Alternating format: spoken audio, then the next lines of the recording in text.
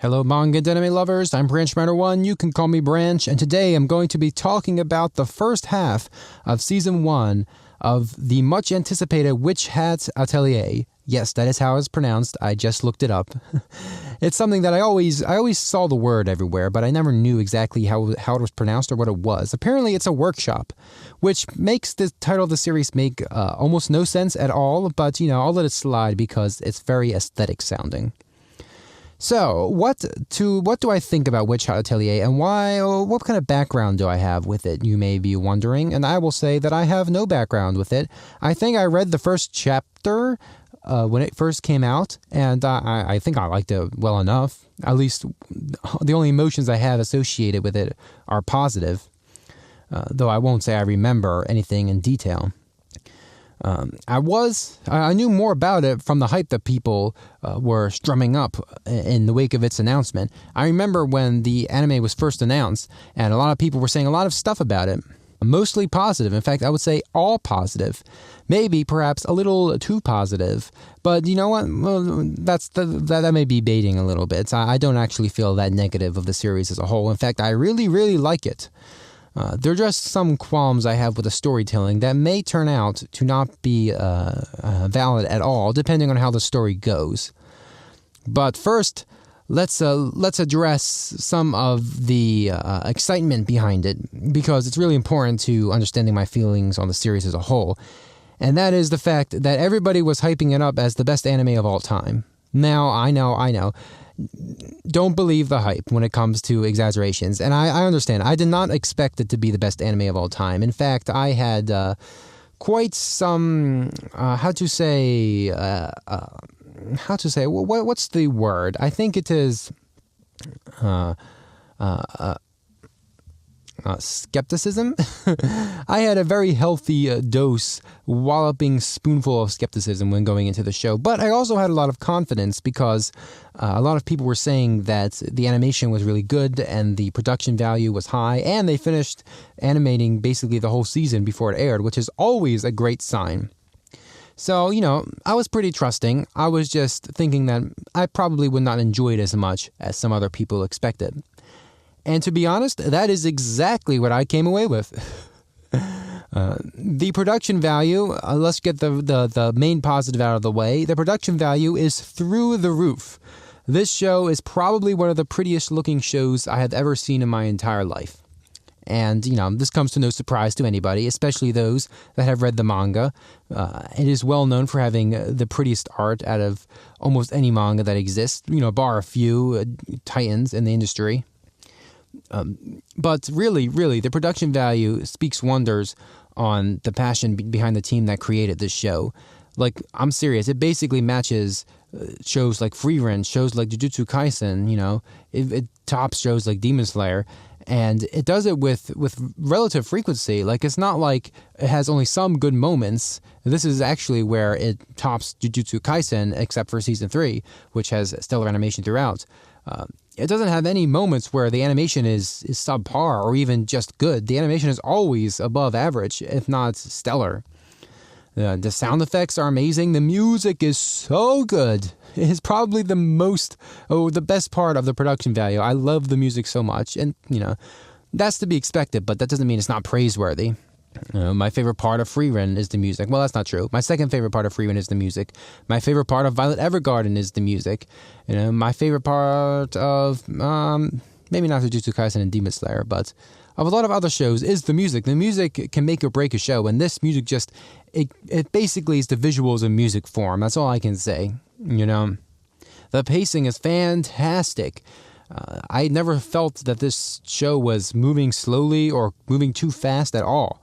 It just constantly moves from one point to the next, but it doesn't rush, and it just feels like you're on for a ride. It made me keep wanting to watch every single week because I just felt that excitement to go on another roller coaster of an episode. And most shows can't get me to do that. Ironically, the only two shows this season that have gotten me to feel that way are two romance-focused shows. So it's completely outside the ballpark of ordinariness. That is not a correct word, but I'll use it anyways. And perhaps the most outstanding part of this show And that, again, should come to no surprise to anybody, is the magic system. I am a fan of what you would call soft magic fantasy, more or less. I love Frieren, I love Lord of the Rings, I love One Piece. All those fantasy shows where the magic system is kind of, there are some rules and general guidelines, but it's kind of just whatever the author wants to make. It doesn't have to make complete sense, because it can never make complete sense, because you can't understand it all. You're not a scholar in the world, and you'll never be. Whereas in Witch Hat Atelier, I could basically understand everything, and if I couldn't understand it, it's because I was not learned enough, but I felt like I could if I spent more time watching the show. The system is so simple, and yet it's so complex because of the way it can be used like Legos to build something up. The fact that magic comes from drawing little symbols. They take the traditional magic circle and create an art piece out of it. You have to draw it with magic ink. And you use amplifier symbols, you use base symbols, you use different rings. You can put them on different materials to achieve different results. And the way that it doesn't activate till the outer circle is complete means you can make something like shoes that have half magic circles on each sole, and then you put them together and it completes the circle, and then you fly. That's probably, when I realized that, before it was explicitly stated, it was probably one of the coolest realizations in the entire show for me. The fact that the window way, it achieves different results based on the symbols that are aligned. It goes to different places, and it's just like, wow, the author must have like a huge encyclopedia on how the system works. And I can trust that there will be no inconsistencies in this power system at all. And that anything that I see that is beyond my understanding will eventually, if not directly, at least tangentially explained. Really, that is one of the other reasons why I constantly want to come back to watch the show and watch the next episode. It's because it's just so compelling to see what the magic system will achieve next. Obviously, the art direction is really good too. I love the character designs. It does take some getting used to. It's a little bit, I don't want to say shoujo-y, because that's not entirely the case. I guess perhaps the correct word would be yaoi-like. If any of you have seen fan art in that sort of style, I think you will understand exactly where I'm coming from. But, I'm not turned off by the style. I just have to get used to it because it's not what I normally watch. And it's not like the style has anything to do with what it's associated with, with the genre it's associated with. This is not a romance. This is a I'm not even sure what it is. If I had to say it's an action fantasy, which is kind of strange because you wouldn't think that going into it. But I think it most certainly is. It's action adventure. And that, I suppose, will bring us to the story, which is incredibly simple. And that is the fact that our main character, Coco, loves magic, is given the equivalent of a magic bomb by a witch terrorist, accidentally destroys her entire house and petrifies her mother, and therefore tries to learn magic in order to learn the spell that did all the damage and find a way to reverse it, because obviously if you know how a spell is drawn, you can draw an inverse of it and, revert the effect, hopefully, depending on the permanence of the situation. So, again, a really simple scenario. In fact, I would say it's almost so simple that it's been done a whole bunch of times. This is basically, it's Star Wars combined with Harry Potter, more or less. It's a very safe and tried and true method of storytelling, whereas it's the textbook hero's journey. The hero gets their loved ones or their town or their home, they lose it, and then they're forced to go on a journey, on an adventure, and grow as a person before they return and rectify the situation or realize that they were the ones who needed to change. It's tried and true. Even The Hobbit does this to an extent. But that is not really a bad thing. In fact, a lot of my favorite series have very similar or very cliche,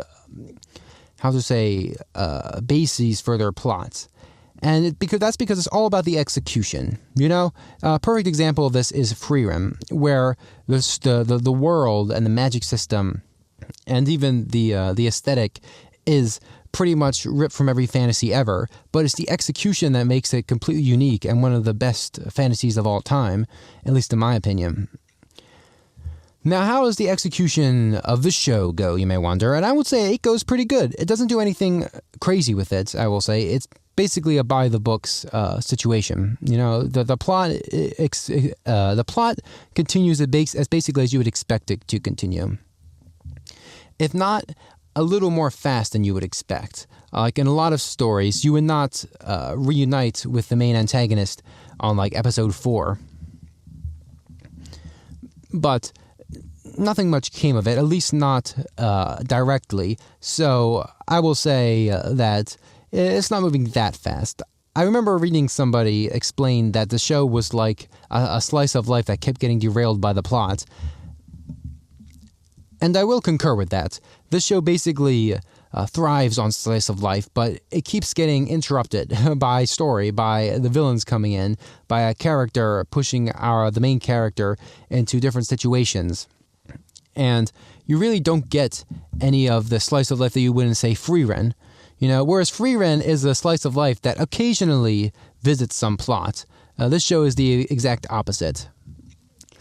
And unfortunately, that means it's time to get to my criticisms of the show, which is the characters. And the reason why I'm bringing that up now is because I just mentioned Freerun, and Freerun's characters are the backbone of its storytelling. And it's not that that its characters are exceedingly unique or different or even very good, but in fact they're kind of cookie cutter. You have the cowardly guy who is secretly brave. You have well, actually, you don't have that many stereotypes. You have the stereotypical hero, the dwarf, the priest, the elf. They all have pretty much the personalities you would expect, with the exception of Heiter. But as you learn more about these characters, you learn about the different layers they have and how much depth is in them. And by the end of the 2 seasons, you come away thinking, man, these characters are nothing like what I initially thought they were. They're completely unique. They're well-rounded people, and I could expect that many more situations could happen with these characters in them, and I would not get bored of watching them because I would not be able to expect how they would grow and change. Now, Witch Hat Atelier, on the other hand, has some very good characters on the surface. And now I'm only halfway through the series, so I will withhold a lot of judgment for now. A lot of times things are a little bit slow picking up. You got to establish the characters, their initial goals and motivations. Even like One Piece, for example, the characters are not entirely filled with depth this early on. But I will say that I am not quite enjoying a lot of the characters, and that may be by design, as I will get to a little bit later. First, let's talk about our main character, Coco. She is, she exists. That's probably the most standout thing I can say about her. And that is that and it's not that she's not a character and she doesn't have agency. I would say the problem is the plot. Coco is actually a very interesting character in that how she loves magic, and yet she thinks she can't be a witch, so she focuses on practical skills, and then she realizes she can be a witch, and then she accidentally kills her mother being a witch, and then she realizes that the practical skills her mother gave her can help her be a better witch. And, the conflict in that, it's really good stuff. Like, it's drama, it's emotion, as Summers would say. It tugs at the heartstrings, the tragedy of it all. It's beautiful.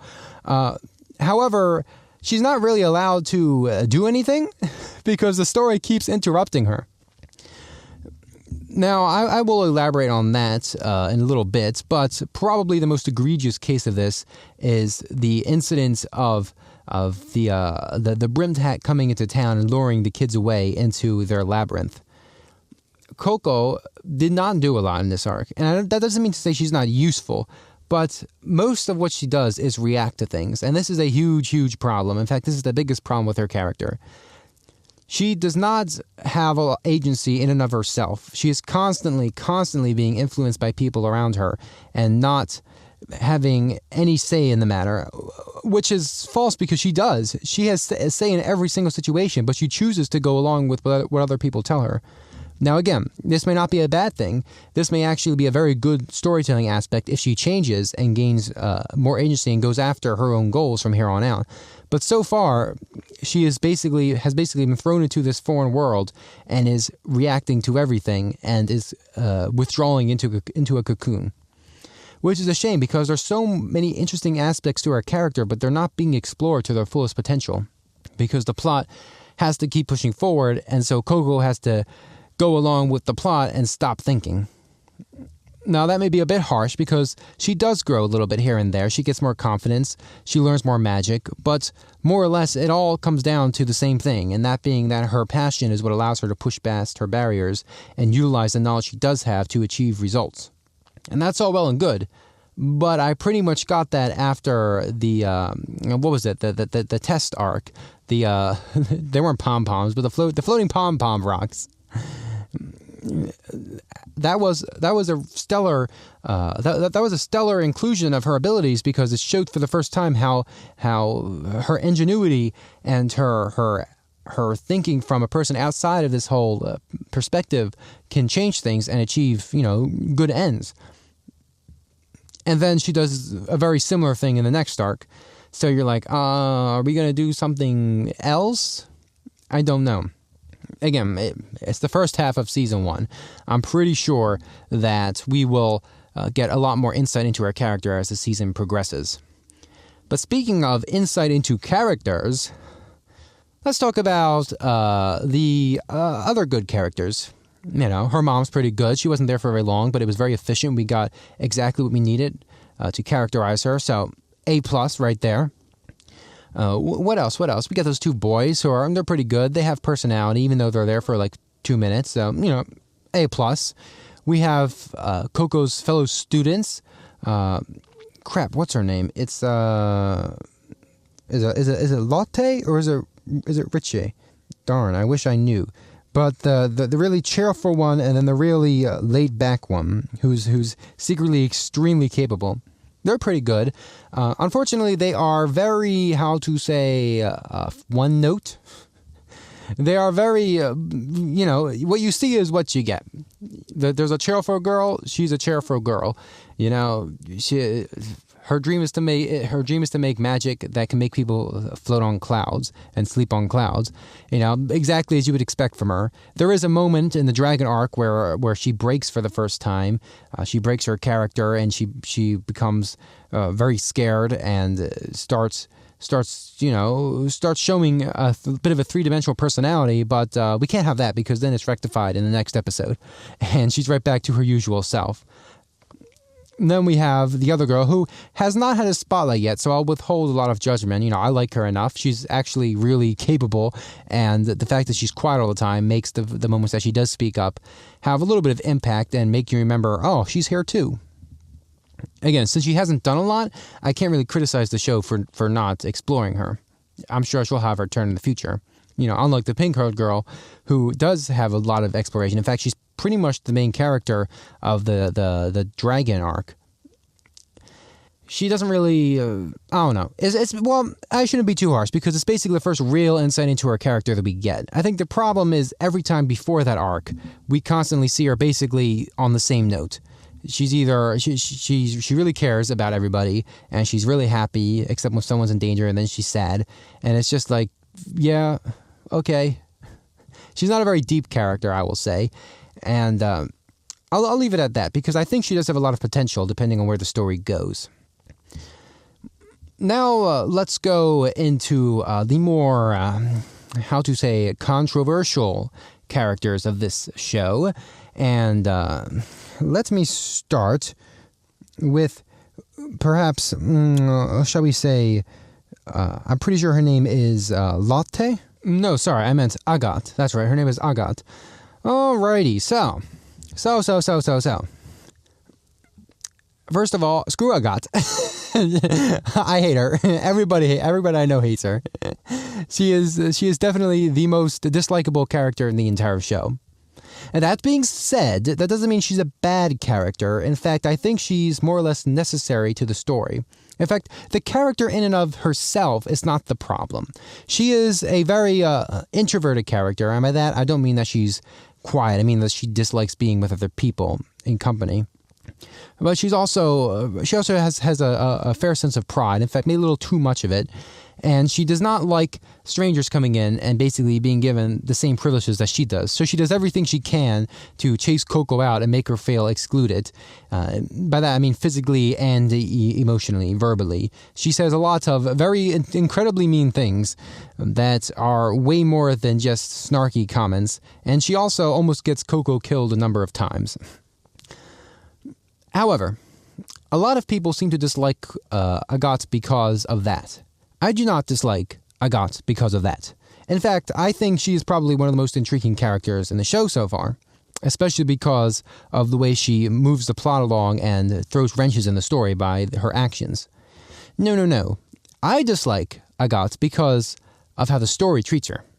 And that you may be wondering what in the world I'm talking about, and am I sane because I just said the same thing, but I contradicted myself. And I will say no, I did not say the same thing, because how the story treats her is different from how she is as a character. I like what she does for the story, I really do. However, I think the story has a little bit of a different idea of who Agathe is than I do, and how most of the audience does.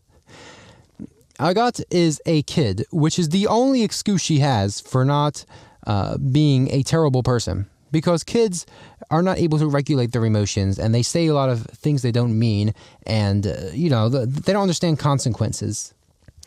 The problem is with the story literally excusing every single action Agathe does so far. And I don't mean that the story says that she's in the right. No, it doesn't. But the story never gives her any consequences. And I don't mean that her master Quifri never gives her consequences. That's a separate thing. I mean the story itself does not give her any consequences for her terrible actions. And that would all be well and good if she was an antagonist. But she is not an antagonist, she is a protagonist. In fact, during the labyrinth arc, Agathe is instrumental in facilitating their escape, and she turns around. She turns about on Coco, and they start working together. And a lot of their problems become water under the bridge, and that's great. Except when did she apologize? When did she show any consequences for her actions? Does she show remorse at all, or is it just because Coco was useful to her that she decided to tolerate her existence?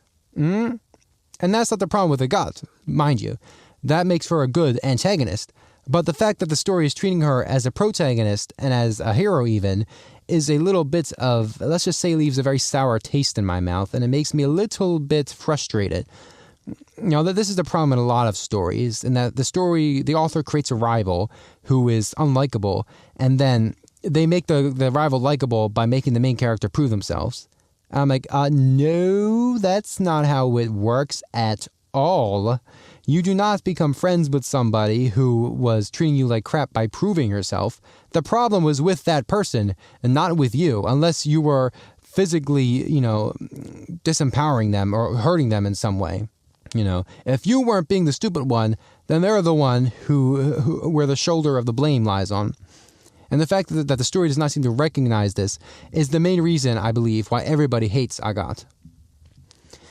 Speaking of no consequences for Agathe, let me talk about Mr. Quifri, the wise man himself, the mentor, and how he is extremely inept as a mentor and probably should not have 3 young girls in his tutelage, because he will surely get them killed. He almost lost 1 in the test when he left them alone completely unsupervised by misreading how Agathe and Coco got along. And then he literally lost them in the same shop, somehow let them get abducted by a terrorist, and then took forever to find them. Is there any reason why I should trust Quifri as an adult in this story? Also, the fact that he never scolds Agathe, at least on screen, and obviously everything that's shown on screen is the most important thing. Anything that's off screen, it is not mentioned, didn't happen. He does not scold her for almost sending Coco to her death. He does not scold Coco for leading all her friends into imminent demise. He does not scold all of them for running off without telling him. There is no discipline. He is being strung along by literal children. However, now that I've said my piece, how I feel about Quifrey, let me add a caveat. Quifrey is doing all this on purpose. This is very intelligent writing, because at the very end of the Dragon arc, we see that Quifrey does not at all have the girl's best interest as his best interest. In fact, he suppresses the sighting of the brimmed hat, which, because he wants to achieve something on his own, all he cares about is either getting revenge, or he wants to achieve something by interacting with the witch terrorists. How he gets that, all the means that he needs to use to get to that point, are of no consequence to him. That is the reason why he doesn't actually care about Coco as much as he seems. In fact, he was more than willing to erase her memories and leave her a literal orphan, helpless, before he realized he could use her to achieve his own ends. Quifrey is not a very good guy, I will say that. But that just makes his actions a lot more interesting and a bit more excusable. If he does not actually care that much about these students, aside from, as the normal empathy any human being has, then that explains why he does not care about supervising them very well. He does not care about parenting them very well and teaching them about moral rights and wrongs, because all that matters to him is whatever end goal he has with the brimmed hats. So, all that being said, do I have any more criticism to this show? A lot of these things I've said about the characters could be changed. Like, for example, I was not liking Quifrey at all. I thought he was ineptly written until the final episode of the Dragon arc, when I thought, oh wait, the author may be doing this on purpose. Let me hold back. The same may turn out to be true with Agathe and with the other characters. I will wait and see. I may be eating my words on the first half of this season.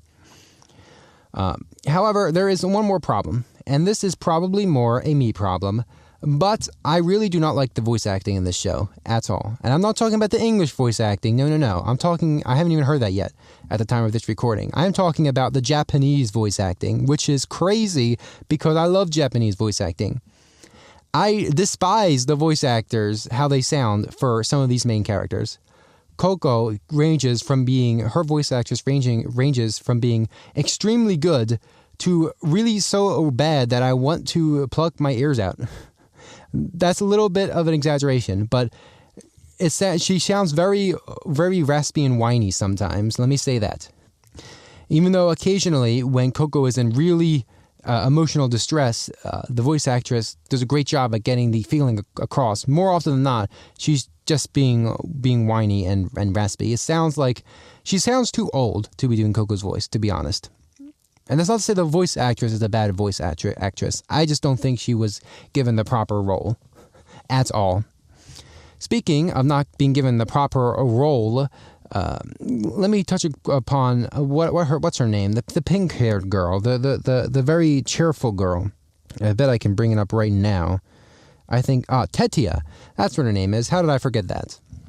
Tetia is also a little bit annoying. Not as much as Coco, but her voice actress is a little bit too high-pitched for what she is. It's a little ear-grating.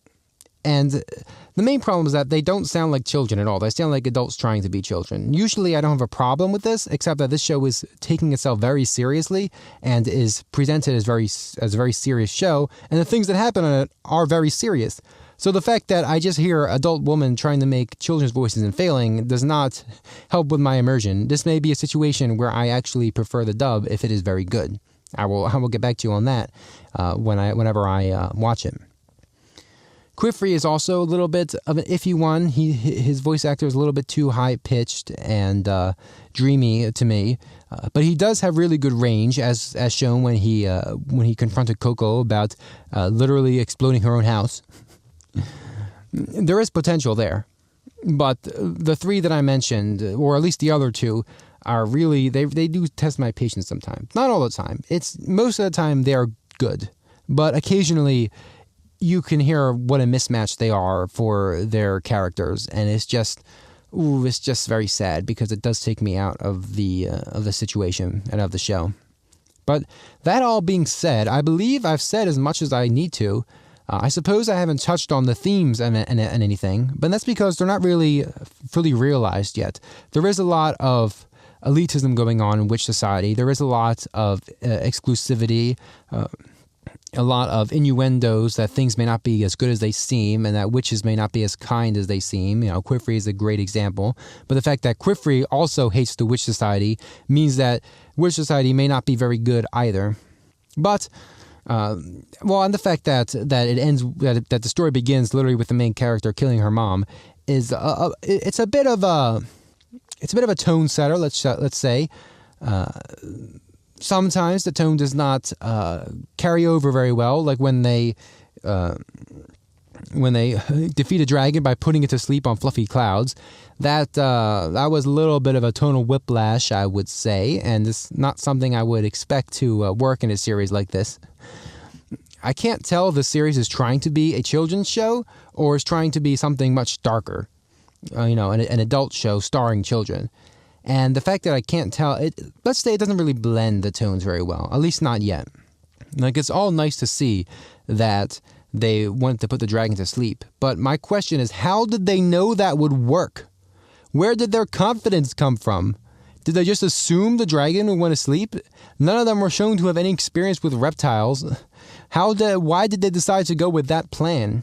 Why did Agathe, the one person who would never go with something as insane sounding as that, decide to go along with it? Because she was interested in the magic? No, it doesn't really make logical sense. I can see Tetia wanting to do that, and maybe Coco, but the other two, I do not understand. There is a little bit of a logic leaping here, I will say. I do like that they defeated the dragon with very friendly means. Even Quifrey, even though he obliterated the guy, he didn't actually really harm it. He just scared it half to death with a giant water dragon. But I don't know. The tone is very interesting so far, and I'm looking forward to seeing how it progresses, because depending on how the second half of the season goes, it may completely eliminate all of my criticisms, every single one, except for maybe the voice actress, because I don't see that changing. Or it could double down on them and make me lower my rating of the show by a very large margin.